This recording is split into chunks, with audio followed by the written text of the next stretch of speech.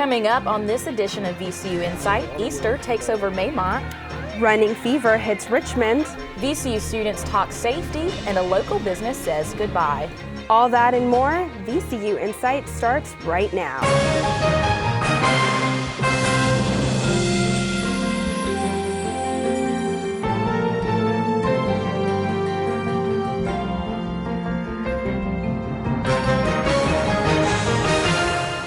Hello and welcome to VCU InSight. I'm Samra Khawaja. And I'm Hope Lee. Thanks for joining us tonight.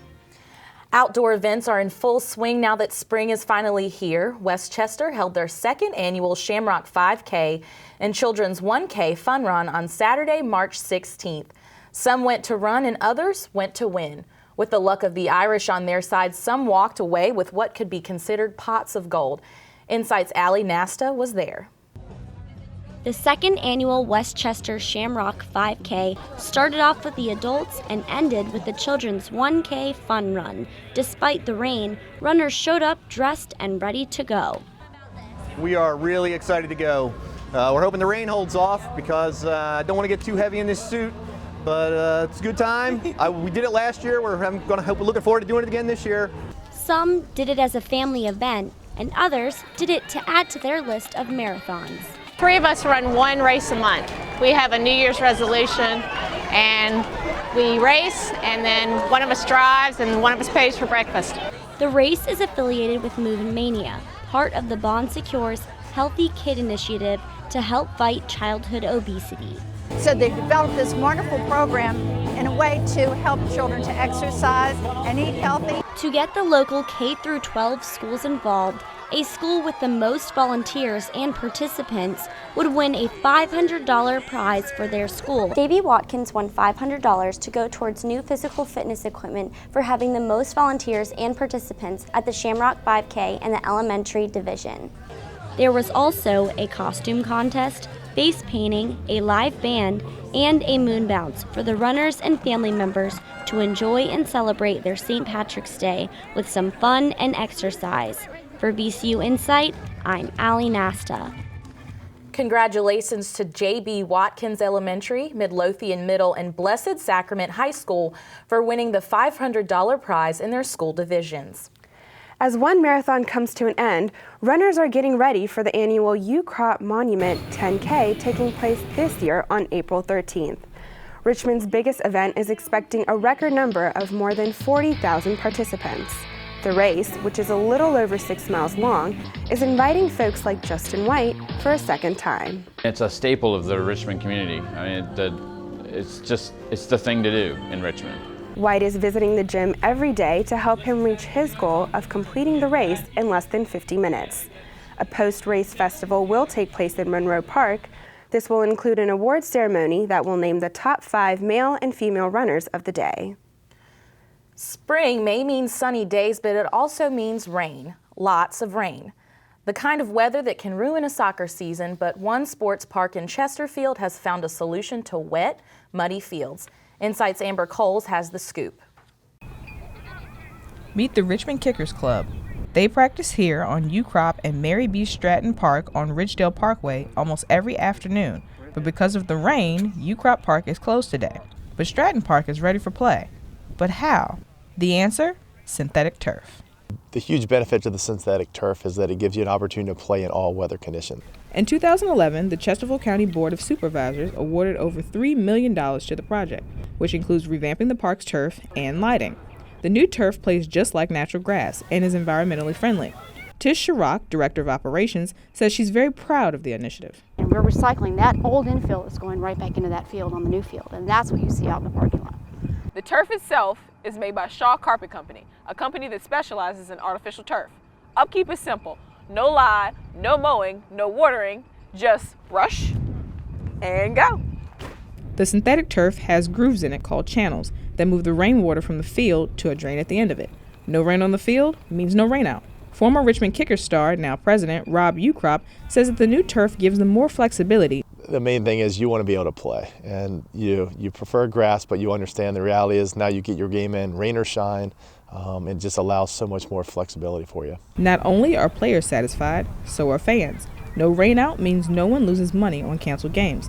From last year till now, there's been a 17% increase in the number of teams that come to the park to play, mainly because of the no rainout factor. People know they can come to Richmond and they can come to play, and they'll play no matter what. Ideally, players prefer grass, but having synthetic turf as a backup seems to be working extremely well. In Chesterfield, for VCU InSight, I'm Amber Coles.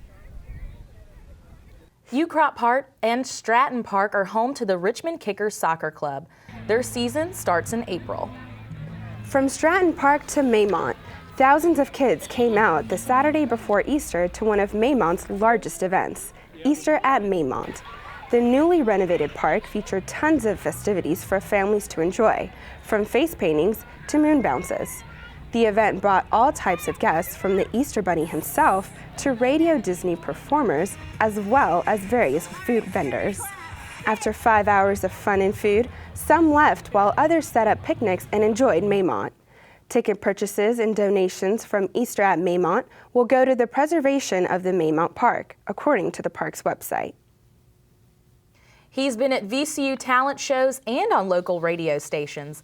InSight's Trey Herbert is in the studio with a local artist who's paving the way for young Christian musicians in Richmond.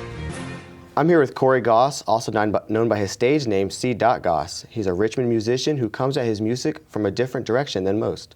Corey, thanks for being here today. Absolutely, no problem. So I know you just released your album back in the summertime. How's that received? Yeah, the album's doing very well. I think I've met a benchmark of what I wanted to do with the album, and I've definitely surpassed my goals for it, and I just want to thank the public for receiving it so well, coming from the angle that I'm coming from, and for them being welcoming with it. So yeah, definitely appreciate that. So who are some of the artists that have inspired your career so far? Oh man, countless artists. Some familiar ones that you guys are familiar with probably. I would say Jay-Z. I would definitely say my brother. He's a big influence in my life. He's also a rapper. Guys like Toby Mac. Lecrae, some more gospel artists, and some pioneers of the game that you guys might not be familiar with, a group called Cross Movement. They were like the forefathers of the whole gospel rap thing, and they really inspired me to do the things I'm doing now. So I've seen you at a number of VCU talent shows. Mm-hmm. What other talent shows have you done around the area? Well, from my alma mater, I'm from Virginia State. That's where I went to school at. I went to there, and we definitely did some damage there, I would say. I won their talent show back in 2009. It was the VSU Has Talent show, and we went in there and we did really well. What about the VCU one? The VCU one, we fared the same, you know. It was, I think, what year was that? I would say 2010, I believe it was, about 3 years ago. For their homecoming concert and for their homecoming activities, and we did well there too. So where have you traveled with your music career? Oh man, we've done everything, basically every city between Florida and Maine I've probably been to. I'm trying to get more exposure on the West Coast, more exposure in the Midwest, but definitely set a trek between Florida and Maine. That means Carolina, Virginia, DC, Maryland, just the whole eastern seaboard. So I've seen that you have shared the stage with Nicki Minaj in the Clips. I have. Talk to me about that a little bit. That's probably a little different, right? Yeah. You're a gospel rapper, but you share the stage with these secular artists. Well, I feel like I have music that transcends very well, okay? Yes, I'm a gospel rapper, but I'm not gonna beat you in the head and say G's 20 million times until people get turned off and they're like, I don't wanna hear this. So I have what I call real life music too, where I'm giving you a message that proclaims my faith, but I do it in a way that relates to everyday life as well. So people, they tend to draw towards that, and promoters call me and they say, hey, I like your songs, I like your message, can you open up for this concert I have? And me as a gospel rapper, my vision is to reach the unchurched world, you know, the world that doesn't know Jesus. So I feel like that is a perfect opportunity to go to do a show at a Nicki Minaj concert or the Clips concert, you know? Yeah, so I saw that you hosted the 20th Annual Stellar Awards in Nashville. Oh, yeah. Back in January. Mm-hmm. Talk to me about that a little bit. That was nice. That was actually me and my guy, JT Logan. Big up JT, he's watching this. He had an idea to where we could have a showcase for unknown artists and independent artists from Richmond, Virginia, and from all over the world. The Stellar Awards, if you guys aren't familiar, it's a show where it's like the Grammy Awards for gospel music. And they really highlight gospel music stars and gospel music performances and things like that. And we decided to put on a showcase called the Pre-Stellar Awards LOL Living Out Loud Showcase. And we got a bunch of independent artists together and artists from Richmond. And we all came together and just did one big show. And it was really good at Nashville, Tennessee. Real quick, do you have a Twitter page? I do. You can follow me at IMCGoss. That's IAMCGOSS. I've been speaking with local musician Corey Goss. Corey, thanks for stopping by. Absolutely. CDOT isn't the only local artist making noise. If you've been to the Landmark Theater, Center Stage, or even an event at the Siegel Center, you may have seen, or rather heard, this unique group of guys that know how to draw attention. InSight's Candice Smith has more. Trash can tops, old cymbals, and buckets are all these boys need to create this. They call themselves the Bucketheads, and they drum all over Richmond. But in order to be a part of this group, you must first prove yourself. I actually had to earn my spot out here. I used to play along, by myself to get my skills up and stuff. Started practicing. I came out here in the cold, the snow, sleet, the hell, just to get my skills up because I really wanted to play out here. They started 10 years ago as a group of strangers that all had the same passion, drumming. We didn't know them before them. They was way younger than that, but they were just seeing us play like, wow, I want to see y'all, I want to play with y'all. While the Bucketheads are just trying to stay out of trouble, many VCU students find the noise a disturbance. They play the same beat continuously, and it's like at the worst time you can. Last time, it was during finals last semester, and that was not a good time. But for the Bucketheads, this is more than just beating on buckets. I say it saved my life because I used to get picked on and stuff because I couldn't dress nice. But then I started drumming on buckets. I could buy my own clothes, save my mom money, everything. On average, each performance, the Bucketheads receive between $200 to $400 in donations. But that isn't enough for them. Trying to get signed, but get us to a point that we making $25,000 shows that we go out of town, we can be straight. The Bucketheads all have goals to finish high school and college. From there, they hope to continue their passion for street drumming. For VCU InSight, I'm Candice Smith. The Bucketheads' next performance will be across from the Landmark Theater on April 13th. A popular restaurant in Richmond's Fan District has closed and will reopen as something else. Couscous, located in the Chesterfield building on the corner of Schaefer and Franklin, closed its doors on Saturday, March 30th after 7 years of business. The restaurant specialized in Mediterranean and Moroccan food. Owner Al Copeland says it's time for a change. And we just want to expand the horizons a little bit, do food that is accessible to more people, would fit in better with our area and our neighborhood. Copeland says that he and his new chef are going in a different direction. They want to rebrand and focus on high-quality gourmet comfort food. They're hoping to attract VCU students and staff, along with local business workers. There's been no official name or reopen date announced. While doors may have closed for Couscous, new doors are opening for local workers when it comes to writing better.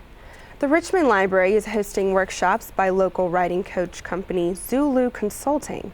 There are 7 classes in all, each focused on different writing skills. It's really hands-on, conversational with a modern approach, and we've gotten feedback that they really appreciate that and really enjoy our creative presentation of it. The classes are free, but people do need to pre-register. This is the second time Zulu Consulting is running this workshop series at the Richmond Library. The current classes will end on April 17th. They hope to run another series of writing workshops soon. Individuals aren't just improving their writing skills, but also their eating habits. Eating local foods are better for your health and the environment, according to About.com. InSight's Alena Sydnor tells us how you can bring the farmer's market to your doorstep. Want to get fresh food but have trouble making it to your local farmer's market? The Farm Table can help. We home deliver fresh local produce to our neighbors' doors. Farm Table's co-founder, Duane Slyder, says they're the largest food cooperative in the area. He says he and partner Rick Grossberg saw a need to help families get local produce because they don't have time to go to farmers markets. The business is run completely online. Members pay an annual $50 membership fee in addition to the price of their box. They receive weekly produce every Thursday that contains enough food to feed a family of 4. Although their prices may not be cheaper than your average grocery store, Slyder said you have to remember that there's a big difference between grocery store produce and what they have to offer. Produce that we have, being local, we're picking it at the peak of ripeness, so we're all about flavor, we're all about nutrients. Here at Harvest Hill, one of the 15 farms they partner with, seeds have already been planted and they hope to start delivery by April 4th. Because the farm table provides produce that customers may not normally find in the grocery store, they offer recipes in their weekly newsletters. Member Brittany Klein says that the farm table has allowed her to experiment more when cooking. I love using their recipes. They're usually really simple and affordable and easy to follow, and they always taste really good. Members have the option of choosing from 5 types of boxes. They can also choose from a variety of add-ons such as locally produced honey, salsa, or baked bread. For VCU InSight, I'm Alena Sydnor. You can follow the Farm Tables blog online where you can access recipes and information about local farmers. It's been almost 50 years since Martin Luther King Jr.'s I Have a Dream speech. At VCU, one group is making sure that men of color can talk about their dreams and anything else. InSight's Talisha Williams is in the studio with the group's coordinator and co-chair. I'm here with Assistant Director Roderick Dadzie from the VCU Office of New Student Programs and Co-Chair Ma'ani Stewart. They're with VCU's Men of Color discussion group. Rod and Ma'ani, thanks for being here today. Thank you for having us. So, what exactly does this group, the Men of Color group, when exactly did it begin? It began about 15 years ago. It was started out of the Office of Multicultural Student Affairs. Then Director Victor Collins, he was the first director of the office. He started the group because at the time there was a small population of African American males and men of color on campus and wanted to start a dialogue for them to, come to a space where they were comfortable and able to dialogue and everything. So 15 years ago, and then it was carried on by the following directors, Dr. Napoleon Peoples and Miss Beverly Walker, who are both still with the university, but they've moved on. That's when I got involved last year with Miss Beverly Walker. She asked me to join and lead the group, and I said, no problem. I was always in the office. I'm a friend of the office. I love the Office of Multicultural Student Affairs, and so I jumped at the opportunity. Wow, so 15 years has been going on, and how did you become co-chair? I was actually invited by Rod initially when he joined last year. He approached me and asked if it would be something that I thought that myself and my fraternity, my chapter, would be interested in participating in. And I thought it was a great opportunity. So I told them, and we went forward with it. And then I really liked, the way it was going and what it was doing for the campus. And so I really wanted to get a little bit more involved. And so that kind of evolved into, me being the co-chair.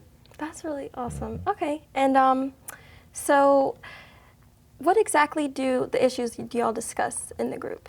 We discuss a wide range of issues. I mean, typically we may be talking about family, financial, of course, academic, relationships, but at many times it might just be an open floor.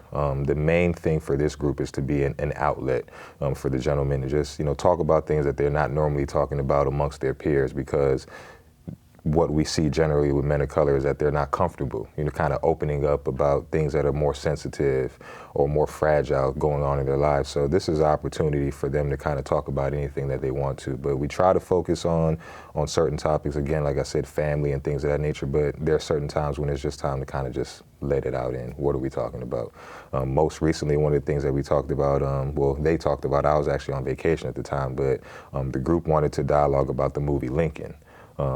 Because there was a lot going on in the movie Lincoln as far as race and slavery and things of that nature. And so the group really wanted to take a deeper look into that. So while I was on vacation, actually in Miami, Monty and the guys, they watched Lincoln and kind of broke that down and talked about that a lot. So it depends on the week. Every week we may change it.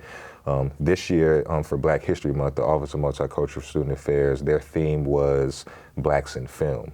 So in February, every meeting we would talk about, a different prominent figure in film or something of that nature. Okay, so it's only for Black or African American men? No, it's not. Okay. That just happened to be because it was Black History Month. Men of color is for all men of color, whether you're Latino, Black, Filipino, all men of color. And it's not to say that the meeting is specific in private only to men of color. We'll allow anyone into the meeting, but it was originally created because of the population at VCU being so small to create that comfortable space. But we're open to having anybody come in because, a lot of people want to learn more about not just men of color, but people of color. So we would never exclude anybody from the group. So I know y'all said y'all just had y'all were supposed to have a meeting. So how often do y'all exactly meet? Every Wednesday at 3 o'clock in the Student Commons in the Alumni Boardroom. And so for your next meeting, what do y'all project or see y'all talking about? As it gets closer to the end of the semester, one of the things that I generally like to talk about every year when we get closer to the end of the semester is moving on. There are a lot of people in the group, Monty himself, that are getting ready to graduate, getting ready to go into the real world. And so a lot of them are anxious and nervous about what's next, what am I gonna do? We'll start gearing the conversations towards the next phases of life. I've been speaking with Roderick Dadzie and Alena Sydnor with the VCU Men of Color discussion group. Great to talk with both of you guys. Thanks for being here today. Thank you for having us. Thank you. Dozens of VCU students and faculty gathered last week for a town hall meeting to talk about campus safety. VCU Police Chief John Venuti and the police department invited faculty and students to ask any and all questions about staying safe on campus. I hope that students realize that the university does take safety as a priority, that they use the resources that the university has provided for them and that we at the police department provide for them, and I hope they take that to heart. They discussed the campus shuttle service, VCU Ram Ride, increasing safety awareness on campus, this month's Distracted Driver Awareness Campaign, and crime on campus. Venuti says that crime on campus has significantly decreased since last semester when they recorded 36 victims of robbery. As of January, they recorded 8 victims of robbery. Drunk driving was the reason for 10,000 deaths in 2012, according to the U.S. Department of Transportation. VCU police recently rolled out what they call the Win or Lose Cruiser to raise awareness about the dangers of drunk driving. The agency says the front half of the car, the police cruiser, is to represent the losing side of drunk driving and the costly fees brought with it. The back half of the car is a taxi cab that VCU police says represents the benefits of calling a cab after a few drinks. According to VCU police, there's been a 70% increase in DUI arrests on campus this academic year. But VCU Assistant Chief of Police Christopher Pruse says almost all those arrested aren't students. Where people come and go. It's part of their normal everyday lives, and approximately 90% of those people that we are arresting have no affiliation with VCU. They're just coming on through. The Win or Lose Cruiser is dedicated to Carolina Perez, a VCU student killed by a drunk driver last year. VCU police say they'll place the cruiser in different spots around campus for the next 3 years. Now let's take a look at some upcoming events around Richmond. The UCROP's Monument Avenue 10K happens Saturday, April 13th. Walk-up registration will be available as long as the event has not reached its capacity of 40,000 runners. Online registration closes at 11:59 p.m. on April 9th. The Spring Job Fair will be open to the public Wednesday, April 10th from 9 a.m. to 2 p.m. at the Parham campus of J. Sargent Reynolds Community College. Get information on healthcare, food service, and sales jobs. Sweeney Todd, the play is coming to Richmond. The show runs to Sunday, April 21st at the W.E. Singleton Performing Arts Center on the VCU campus. Admission is $10 for VCU students, $15 for other students, and $25 for general admission. The 20th Annual Earth Day Festival will be held Saturday, April 20th at the 17th Street Farmers Market in downtown Richmond. They invite family and friends to our environmental exhibits, enjoy hands-on activities, and learn about locally grown foods. The festival runs from 11 to 5. 4 Virginia wineries will be featured at the Beaver Dam Wine Festival Saturday, April 13th. The festival will be held at the John Lewis Thompson Learning Center and Pop's Country Store Museum in Beaver Dam, north of Richmond. Tickets are $15 in advance and $20 the day of the event. The VCU Student Government Association will sponsor the 2013 Paint the Town Green Neighborhood Cleanup event, Saturday, April 20th from 8:30 a.m. until 2 p.m. They'll be cleaning up surrounding neighborhoods including the Fan, Jackson Ward, and VCU's own Monroe Park campus. And finally tonight, it's not the end of the semester yet, but students are already thinking about how they'll spend their summer. InSight's Shelley Andrews is in our Richmond newsroom with what many consider an exotic option. Shelley, good evening. Good evening, Samra. Posters like these are showing up all over the VCU campus, encouraging students to pack their bags and study in another country. But it's not about partying in another time zone.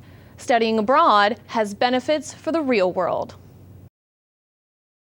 VCU International Studies major Channing Hicks spent her fall 2012 semester in Germany and says the experience has changed her in many ways, from her dedication to her studies to her normal life routine. And the way I viewed something completely changed, because it's different when you read about it or you watch a movie or listen to music, but when you set foot there, it's a completely different experience. So Hicks says that even though the town she stayed in was an hour outside of Frankfurt, she and the others in her group were able to travel around and really make the most of the experience. Many students like Channing can tell you the personal benefits that they get from studying abroad, but here at the Global Education Office, they can tell you the real life benefits.